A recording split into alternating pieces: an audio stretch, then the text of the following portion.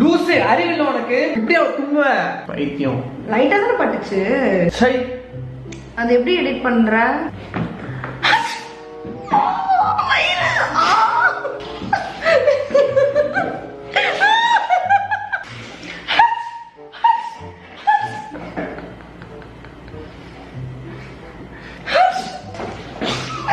Stupid guy.